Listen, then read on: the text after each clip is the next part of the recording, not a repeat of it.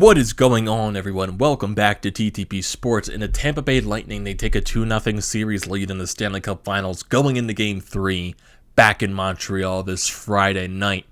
And honestly, this game for Tampa Bay, I don't think they played their best.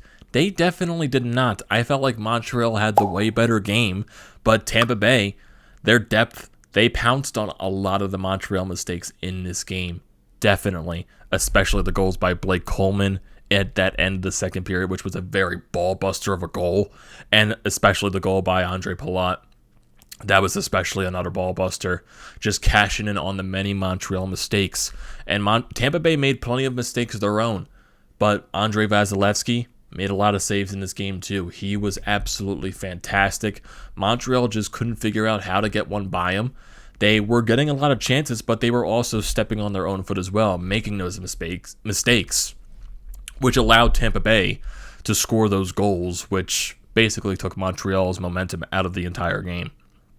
They did, and I thought they played a pretty good game too, besides those mistakes. And going back to Game 1, it felt like Montreal, they eventually slid out of that game just from the way Tampa Bay was playing. I felt like Montreal had the better pace of this game throughout the entire thing. It was just those one too many mistakes ends up in the back of your net. And that's how Tampa Bay won. And Tampa Bay, they can beat you at any type of game they want. Any style of play that you are going to bring to them, they are going to do the exact same thing to you. Speed and skill, hard and physical, tough defensively, really good goaltending, high scoring, low scoring, anything you name it. Tampa Bay is going to match you probably even better than you can actually play that style. Because Tampa Bay, they are on another level right now. And like I said, I'm still not counting out Montreal, especially going back into Bell Center in Montreal with those fans there. I think that's going to bring a little bit of juice to the team. It's going to bring a lot of momentum towards their way. So this series is definitely not over without a doubt. It goes by in any type of playoff series. You're not in trouble until you lose a game on home ice. And it's Montreal's turn to try to bring the pace back into Tampa Bay. Let's see how you fare on our home ice. Let's see how you fare in our building in front of our fans. So, Montreal, like I said, they're definitely not out of it, and we're going to have to see what it's going to be like going back into Montreal, into Bell Center. Let's see how it's going to happen. But going through this game, start of it, Montreal had a great pace. Nick Suzuki, I thought, had a fantastic game today. He had an early chance in this game, too, with a breakaway. Andre Vasilevsky making a fantastic save. And there were a lot of power plays in this game, too. Montreal had a good amount of power plays. They were 1 for 3. They also had a 4-minute double minor at one point, which had them on a 4-on-3, I think, for like a minute and a half as well. They couldn't score on that power play either. So Montreal had their chances to score. I think there was also a penalty that might not have been called on Ryan McDonagh, which he high-stick Philippe Deneau. I think that was called, actually. But I remember looking on Twitter, seeing it, penalties for Ryan McDonagh. Yeah, he did get called for that double minor because for some reason there were some people on Twitter saying, why aren't the refs calling that? It might just been people complaining about that certain type of thing, but he was called for that double minor penalty. But Montreal, they did score on one of their power plays, though, but especially that 4-minute power play that they got, if they scored at least one goal on that could have put the momentum heavily in their favor more than it already was in that game. Because Montreal not scoring on that power play, it might have taken them out of the game at that point. That's what I believe, although I think because that 2-minute double minor penalty, it came at the end of the first period. They had that double minor going into the second period. They weren't able to score on it. Even though they did score a power play goal halfway through that second period, I feel like if they scored on that double minor, I feel like we might have a different outcome. Possibly. But that's just all hindsight at that point. It is what it is. And that's what happens at that point. First period, no team scores. It's 0-0. Vasilevsky, Carey Price, they're both making saves. Both teams are getting chances. And you go into that second period, okay, it's tied. Montreal, we're playing a really good game right here. We're getting our chances. They're eventually going to go in. Tampa Bay, they're just weathering the storm at this point. They didn't have that many shots in the first period. I think they have 6 or 7. So they were getting their chances too, but not to the extent I believe that Montreal was at. But then you go into that beginning of the second period. A little over 5 minutes in, Tampa Bay getting their chances in the offensive zone. And this is probably a goal that Carey Price could have won it back. Maybe he didn't see this puck at all. You got a shot from Anthony Cirelli from the point. It didn't look like it deflected off of anything, and it goes off of the pad of Carey Price behind him and into the net. And it's all of a sudden a 1-0 Tampa Bay lead early into that second period. But then, not that long after, too, this is also a goal that Andrei Vasilevskiy could have won it back. Montreal on the power play, win a faceoff. Nick Suzuki coming up the slot onto the blue line. He just throws a backhander on net. You're like, kind of, why is he doing that? But then, like, when it happens, you're just like, okay, maybe we don't know what we're talking about because the puck just went in. He just threw a backhander on net randomly, and the puck ends up in the net, and he ties the game. 1-1. So, like, okay, we went down, but we just tied the game. And Montreal, they played a fantastic second period as well. They were getting a boatload of chances.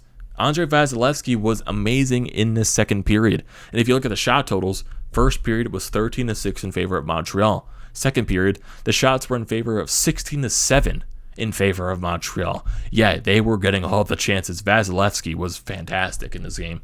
Fantastic without a doubt. But then Montreal they make a huge mistake at the end of this period. I'm not sure what they were thinking. Why not just maybe keep the puck in your own zone, maybe keep it behind the net? Why are you trying to force the puck to go up the middle of the ice? Why not just keep it in your own zone? You have a tied game. You'll go into the second intermission tied. You'll have a plan to go into the third period. Why are you trying to force a play with so little time left on the clock? So Montreal decides to bring the puck up. They turn it over at their own blue line. Tampa Bay comes the other way. Barclay Goodrow on a 2-on-1 with Blake Coleman. Fantastic pass to Coleman. And Blake Coleman, oh my goodness, this goal by Coleman. Diving for the puck, whacking his stick at it while a defender is also in his face, somehow gets the wood and gets it past Carey Price. And all of a sudden, it was like 0.3 seconds left on the clock, and it's a 2-1 Tampa Bay game. You're like, how? You're like, how is that happen? How did that just happen? On Montreal's side, you're thinking, how the hell did that just happen? But for Tampa Bay, you're just like, what just happened?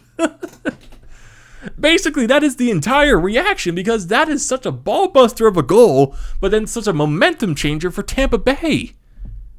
That was such a ball buster of a goal because that can take all the momentum you had, possibly going into the third period, out the door.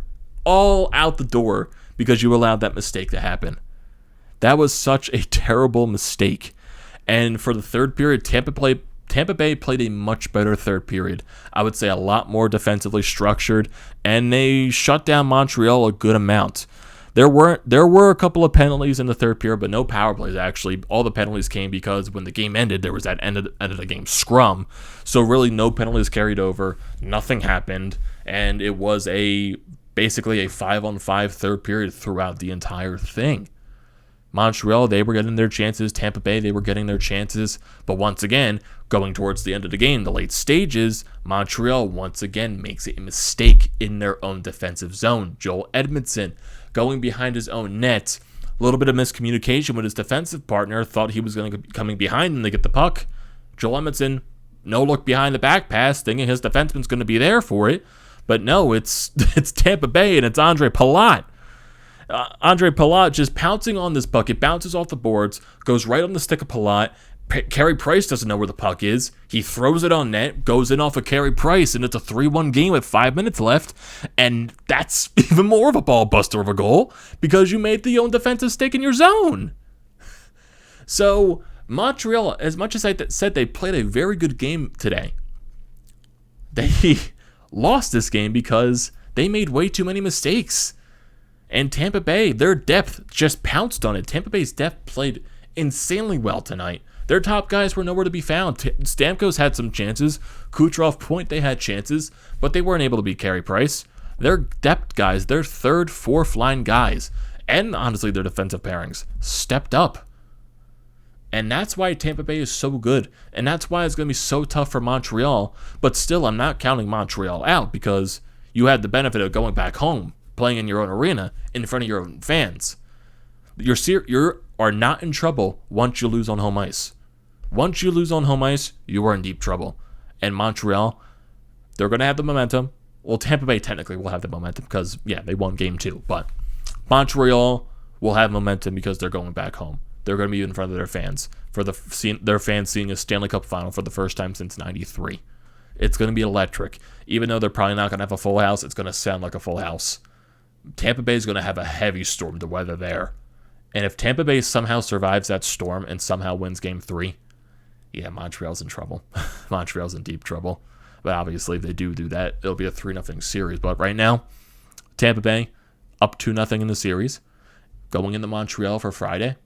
Let's see how this turns out because it's been a really interesting series. It's been a fun couple of games, even though, like I said, Montreal played a much better game today. But still, too many mistakes. Way too many mistakes. And that also can come with some inexperience, but Montreal does have a lot of experienced guys who have won Stanley Cups on their roster. Joel Edmondson, he won a cup a couple of years ago with St. Louis. Made a crucial mistake. Some of these guys, some of these young guys too, making their inexperience of playing in the Stanley Cup final. It's going to come back to bite them, but Montreal, they've proved time again that they fought through the adversity throughout this entire playoff run. You cannot count them out. In Tampa Bay, it's going to be their job to weather the storm in Montreal. That's what it's going to be. Fantastic first 2 games, really entertaining, and it's going to be even more entertaining when we go back to Montreal. It's going to be electric. It's going to be fun, and I can't wait for it at all. I need it right now. I need it pumped into my veins. That's how exciting it's been. Man, it's been very fun. So a little bit more stat lines before the video ends off. Shot totals this entire game, 43 shots for Montreal to 23 for Tampa Bay. Yeah, Vasilevsky was very good in this game. Montreal led in the face-off percentage. They scored the power play goal. Tampa Bay went over 3 on their power play chances. Both teams had 20 penalty minutes in this game. Tampa Bay, they out-hit Montreal 40-36, so this series has been very physical, especially going back to game 1. Tampa Bay, they blocked more shots, 14-10 in favor of them. Takeaways, Tampa Bay had 13. And for stars of the game, Vasilevsky's your first star, Blake Coleman's your second star, and Anthony Cirelli is your third star. Very great game, especially for Andrei Vasilevsky, 42 saves. Fantastic. Absolutely fantastic.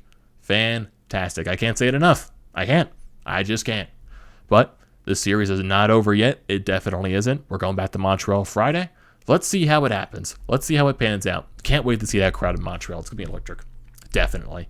So, it's going to end it here. So, what are your thoughts on this game, everyone? What are your thoughts on this series so far? So, don't forget to leave your comments in the comment section. As always, don't forget to drop a like on this video. And for people that are on the painted lines, don't forget to subscribe here at TTP Sports, where you can wallow in the Philadelphia pain and misery, just always.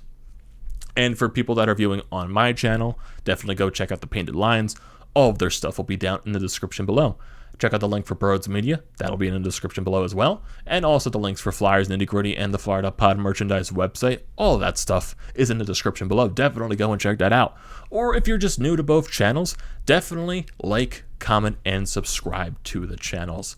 And I will see you next time.